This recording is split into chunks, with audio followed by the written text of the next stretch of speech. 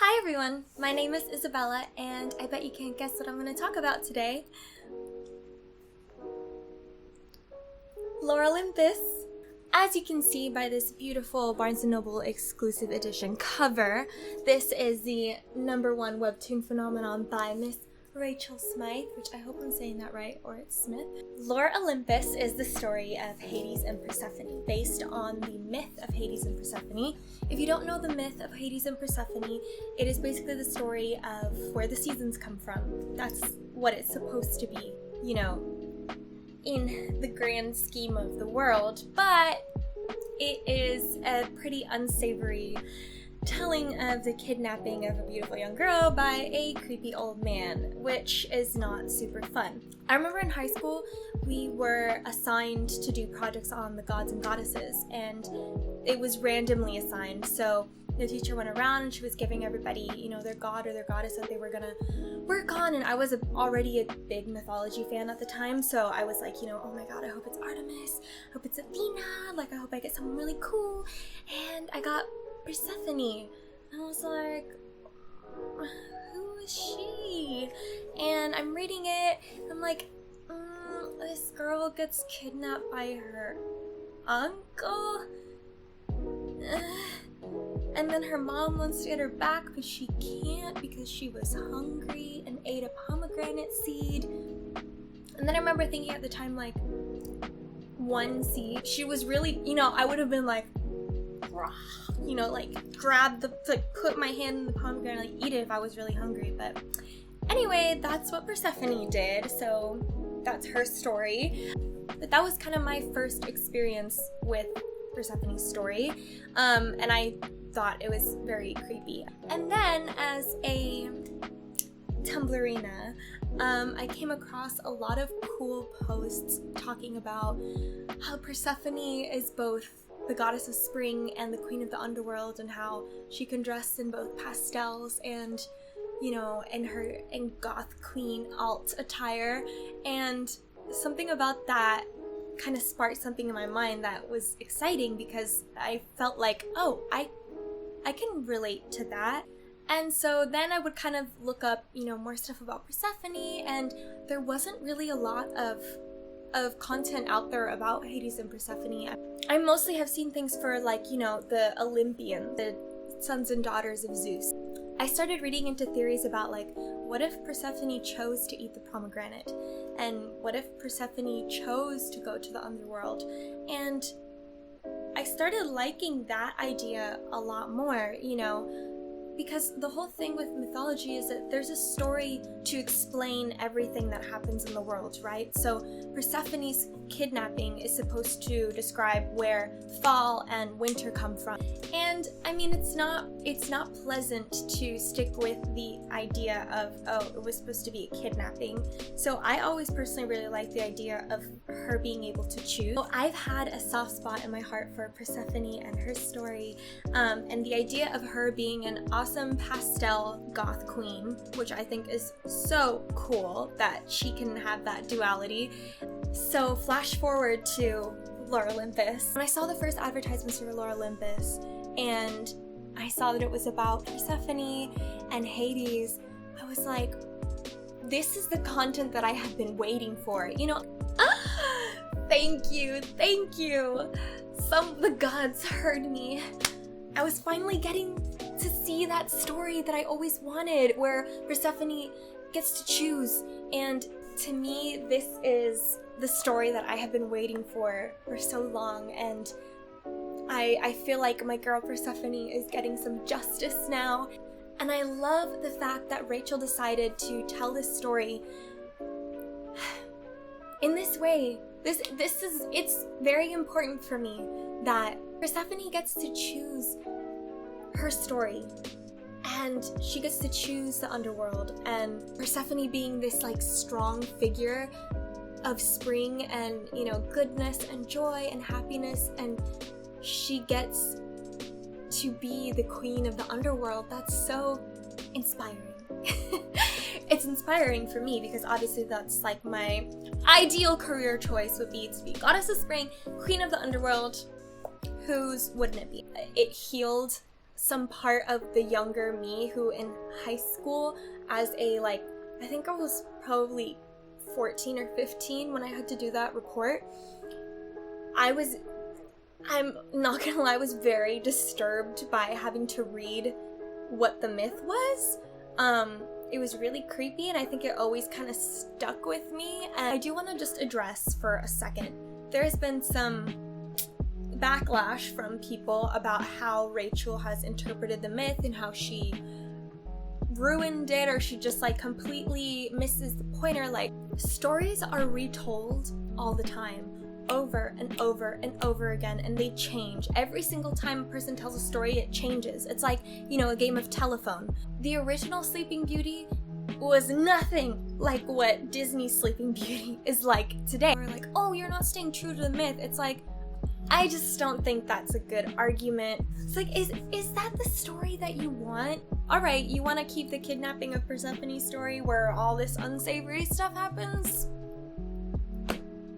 I'm sorry, but I just don't agree. Anyway, we're not going to talk about any of that because I'm here to share all my love for this story because, Rachel, you goddess divine. So the story starts out with a very young and naive Persephone who finally convinces her mother Demeter to let her go to Olympus because she works in the mortal realm as a as the goddess of spring. So she finally convinces her mom to let her go to the mortal realm thanks to her friend Artemis, who promises to look out for her. On her first night there, she goes to a party in true princess fashion. She appears to Hades like a dream. He is stunned by this gorgeous pink goddess who he has never seen before, whose name he doesn't even know, and he has to talk to her because she is even more beautiful than Aphrodite. Boy, you can't compare two goddesses, but also yeah, it's true, she's really cute. And boy, is he about to learn a lesson that Rachel is able to use the story of the gods she both stays true to the myth and she is creating her own lore. Gods and goddesses are wrathful and, they commit their acts of wrath in different ways, i.e. Medusa. So where you have, in mythology, these grand, big, mythological acts of vengeance and wrath, in Lore Olympus, they're kind of more contained acts of wrath, though Aphrodite enlists her son Eros to help her get Persephone really drunk so that she'll make a fool of herself and look really classless in front of Hades, and then Hades will feel embarrassed because he'll be like, wow, why did I ever think that anyone could be more beautiful and classy than Aphrodite?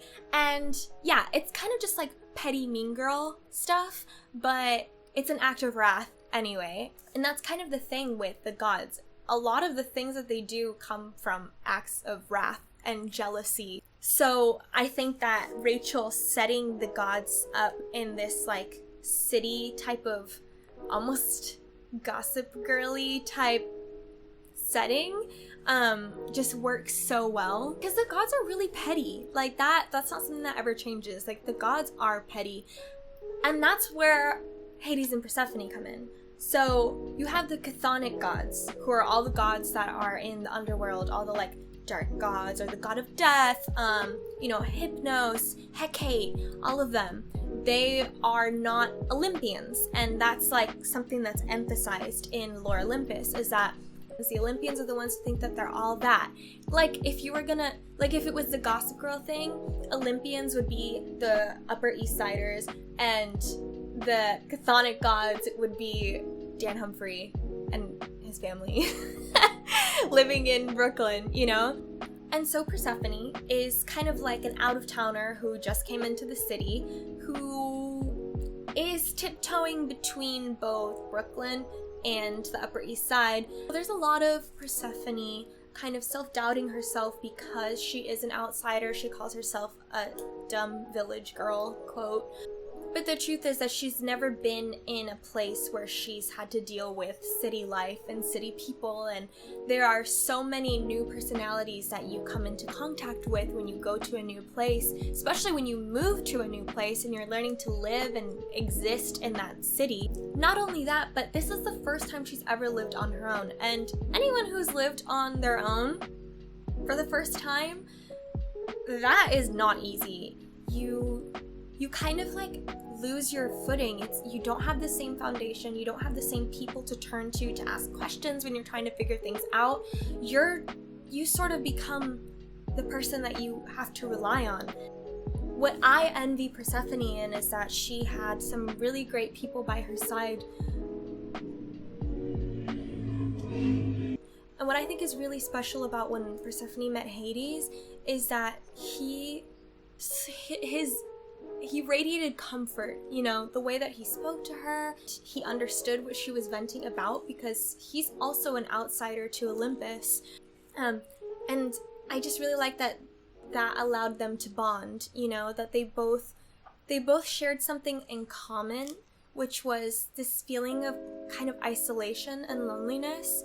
We see earlier in the story when Zeus suggests that the brothers and the goddesses should all split up and become the rulers of different parts of the universe, the realms, you know? And he suggests that Hades be the ruler of the underworld. And his one thing that he didn't want, that he wanted Zeus to assure him of, was that he wasn't going to be alone. It seems to me, at least in the book, it seems to me more like Hades is expected to come and visit Zeus and all the people on Olympus, yet I don't see any of them coming to visit him.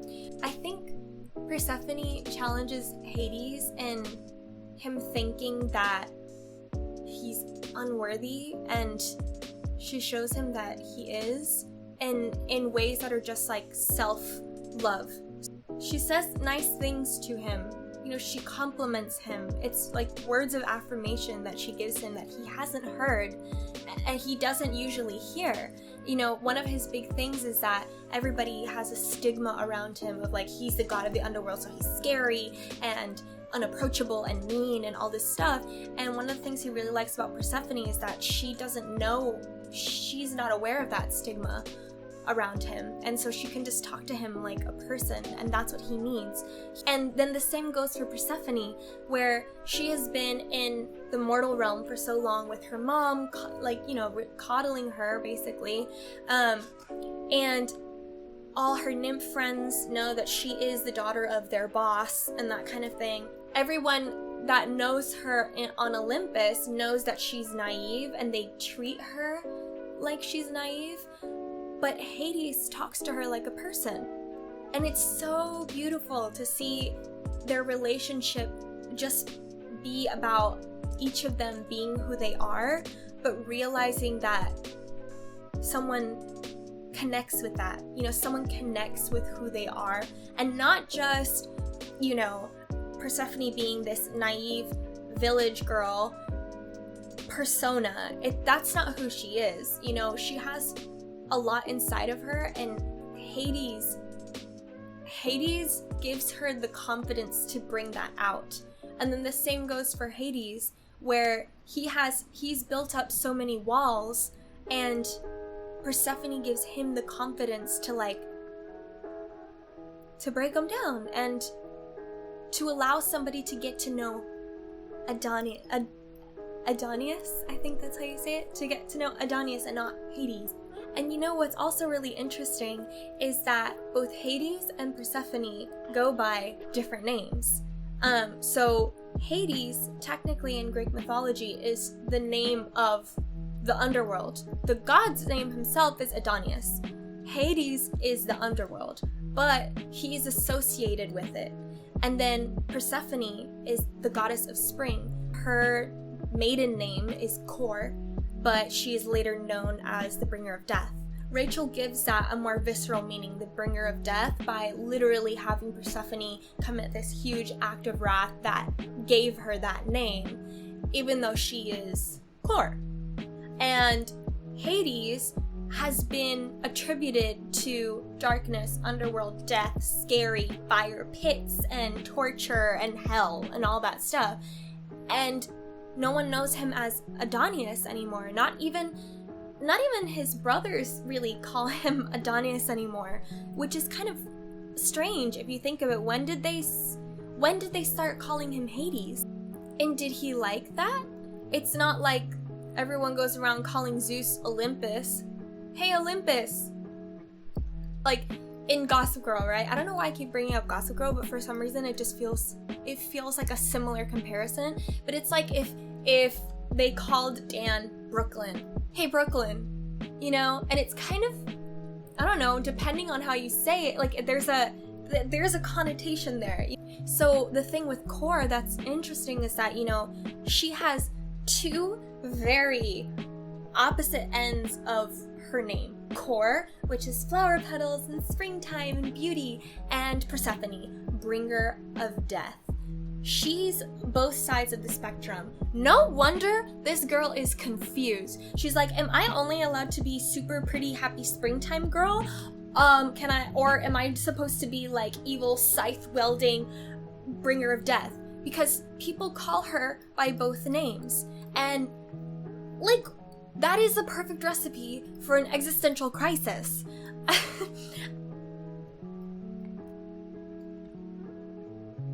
Like, damn! And that's not even to mention that maybe her name is Persephone because mythology-wise, bringer of death is meaning like the end of the season. So like, fall, winter, the death of the earth, but then it comes back to life, you know? I mean, there's a lot going on there, and Rachel's mind is just insane because she was able to create a story based on that very fact. Wow. That's a lot. Those are a lot of elements to keep in mind when you're writing a story. Good job, Rachel. Good job. Dang, that's amazing. Wow. Wow. Wow. Okay, now I want to talk a little bit about the art. The art of Rachel Smythe. I love seeing how her drawing style has changed. Even since like the canvas days when Lore Olympus was, well, it looked very different. I don't know if I'm gonna be able to find any pictures, but if I do, it looked very different than it does now. And I think what's really cool is that just throughout the entire series that's on Webtoon Originals right now, her style, it's grown and it's changed and it's shifted and all this stuff. The way that her style has evolved has also like helped her to evolve the characters, which is always, you know, it's really exciting to see.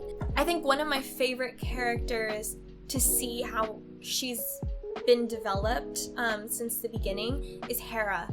She has had the most interesting like glow up. I love, you can see, so just Rachel picks the right elements to get us into like the psychology of different characters. You know, even Persephone when she's in her wrath form, Hades when he's, you know, when he's in his wrath form, I guess you could say in his wrath form, or just when he's being a cute little cinnamon roll.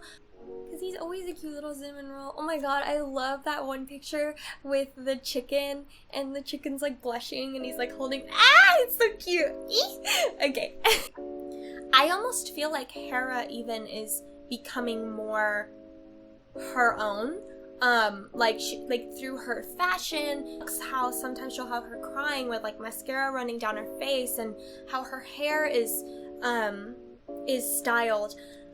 She is evolving and coming into her own in some way as well. You know, Hera has already been there she's been there for like 2,000 years, right? And it feels like, kind of felt like she needed to present herself like super grand, and I don't know, I feel like some of that may have to do with the fact that she feels like she doesn't care about maybe Zeus's approval anymore, and I feel like I should do a whole, you know what, I'm gonna do a whole video on the fashion of everybody, because I can even see like how Hades was at the beginning with his suits and everything, and then later, like right now, season 3, he's more relaxed in his, like, just has an open, like, button-down shirt, doesn't have like the suit jacket and like a tie on. Like, I love that for him. I love a casual Hades moment. And then you have Persephone, who was dressing a lot more cutesy, you know, maybe because she thought that's who she was, you know. I feel like a lot of us can be very influenced. You know, the whole thing with Demeter, and it's not, this isn't a bad thing or anything, but girls are very influenced by their mothers, and so the way that you dress for a while is very influenced by like how your mother sees you, you know? And then as you start to grow, you start experimenting more with fashion on your own. And I think that's kind of what happened with Persephone when she started coming to the city, is that I think that she was experimenting a lot with what is my style outside of my mom's approved mortal realm outfits, you know? She hasn't really gotten to experiment. She hadn't gotten to experiment with fashion that much in her life, and so it's just like through the clothes, I feel like there's so much through the clothes, like so much story that is being told there, that we discover about Persephone and about all the characters. So yeah, I'm going to do a video based on that, because fashion is intentional. Fashion is us telling the world this is who I am. And today I am Persephone. Aside from, I was like, I'm gonna talk about art, and then I just like talked about all the outfits that they're in, which, can you blame me, because the outfits are really cute aside from fashion. Light, color, lines, texture. A lot of times when a moment is more intense, it feels like the lines are sharper and darker. When a moment is more tender, they're kind of like, there's a lot more curvy elements to people. Like even Hades, who he's someone that's like very, I guess you could say his face, the way it's drawn, is very angular. I feel that there are moments when he's, you know, like the soft moments where it feels like his outline gets a little bit softer, and I don't know if that's intentional by Rachel or not, but it's something that I have noticed, and I think it just feels right. You know, she knows how to use her art to effectively tell the story. Like, both her dialogue and her art complement each other so well. Like, I always find it really interesting that Hades gets red wrath eyes, and I wonder, like, are we gonna talk about that? Because I haven't seen anybody else with red wrath eyes but Persephone. So what's his wrath have to do with? Is that wrath that Persephone was blessed with, or is that wrath because of isolation and that feeling of being so misunderstood?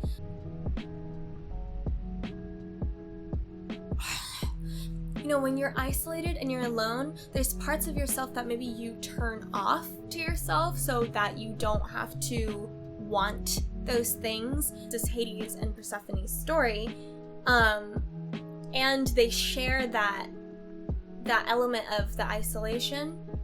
That seems like something intentional to me. Stupid freaking thing. Sorry, I just read this part and it's so cute. Do you guys remember? Oh!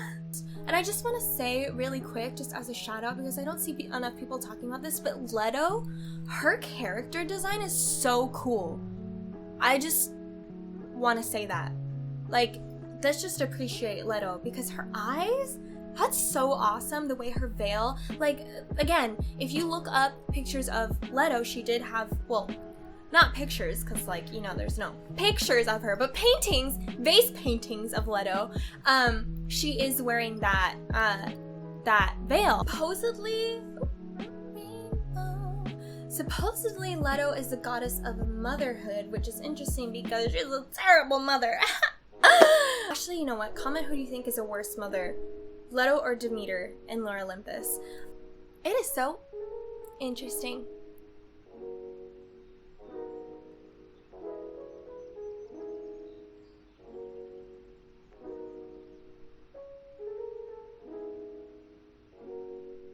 Anyway, another really cool thing that Rachel does is friendship. I think she writes friendship so fun. I mean, Persephone's friends are all so different. Eros, Hermes, and Artemis, I think, are Persephone's like big three main friends, and they each bring out a different side of her. She kind of, I feel like Artemis is Persephone's friend in that she helps her to be independent. You know, she allows her to make mistakes and is there for her, like, to support her. You know, she tries to guide her, but she also is kind of like, let her live, you know, let her have her own life. She wanted Persephone to be able to have her own life, and that was one of the main reasons why she invited her to stay in her house. And then you have Eros, who is like bestie, gossip, advice, intimate details, all that stuff that you need to share with somebody. Eros is your guy. And then you have Hermes, who's kind of like, he knows Persephone almost, it's almost like brother vibes. Hermes knows where Persephone has come from and the life that she has lived, and he is just like Artemis. He's there to be someone that is supportive of her, helping her have her own life. Just like Eros, he is there to like give her advice and be someone to listen to. But more than anything, he's kind of someone that I think is there for Persephone to be like, I see you, I know you, I know who you are. But I know who you are. I've seen it up close and personal. And it's okay. Go explore yourself. You know, explore yourself. I'm gonna be here. Like, that's a really important kind of friendship. And I think it's cool that Persephone has all these different styles and these facets of friendship. And honestly, Hades is a friend to her too, not just like a romantic love interest, but he is the one who is allowing her to grow into the new Persephone. Me and a friend of mine had this conversation, and we're kind of new friends, but we talked about how, you know, you know this me, but you didn't know the me before, but something about that is really freeing. And in some way, it's kind of like you have the ability to talk about your past in a way where you're not being seen in that light. Like, you're not being seen in the eyes of who you were in the past and like the mistakes you made in the past. You're being seen in the eyes of someone who knows you now and who you are now. And that's kind of what Hades does for Persephone. He is that person for her. And I think and the same thing goes for Persephone to Hades, is that she sees him as who he is now. You know, again, I bring it up again, but she didn't know anything about him before. She didn't have any preconceived ideas of him being the god of the underworld before, the king of the underworld. So she really just got to know him as Adonis, which I think is really cool. A lot of Persephone's character I can relate to so much.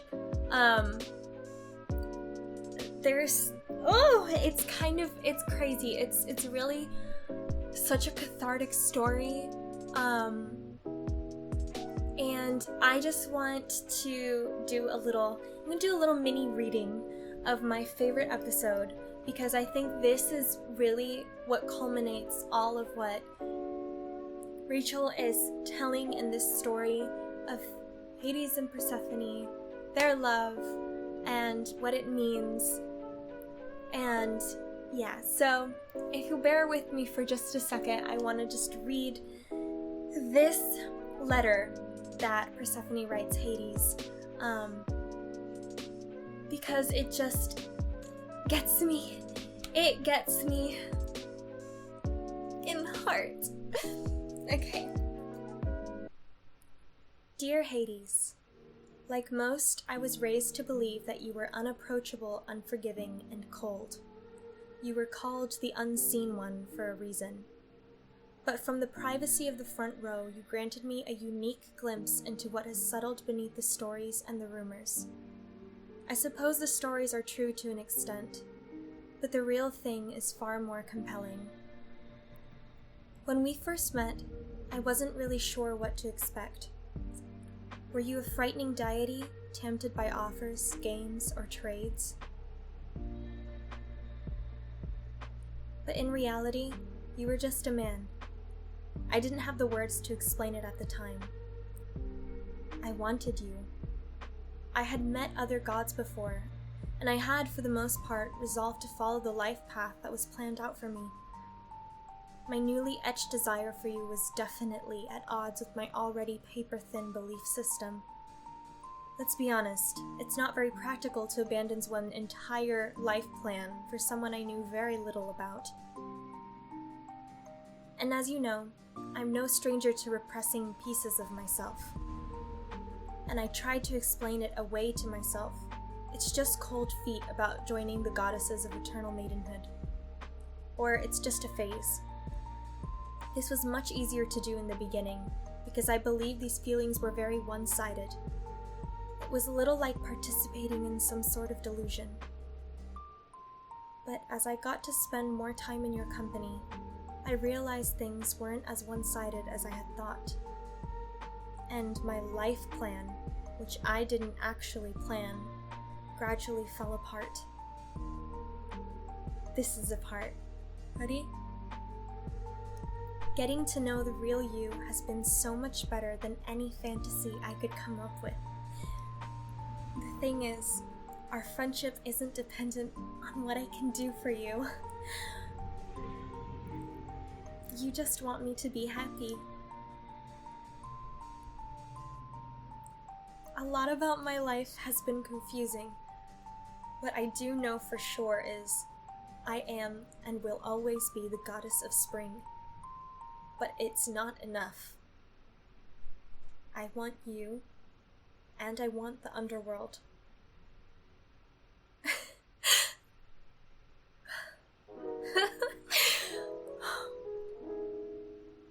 Oh my god, reading it out loud is so... She's such an important character to me in my growth, in my life.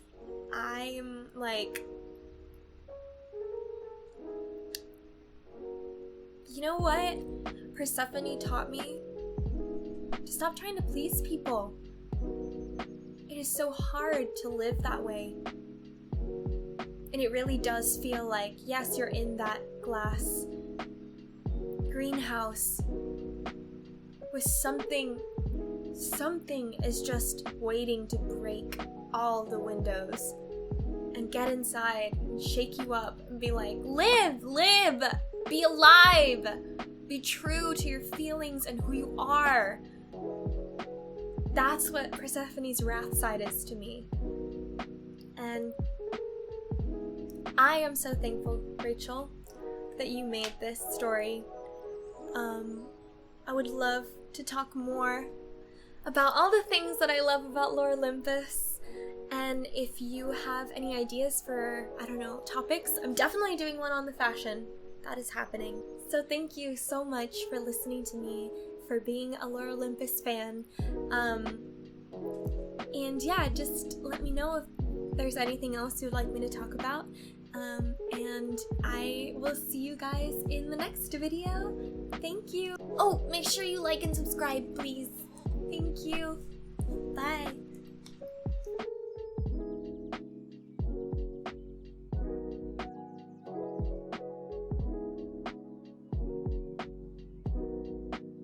I just want you to see my pretty butterfly ceiling. Butterfly.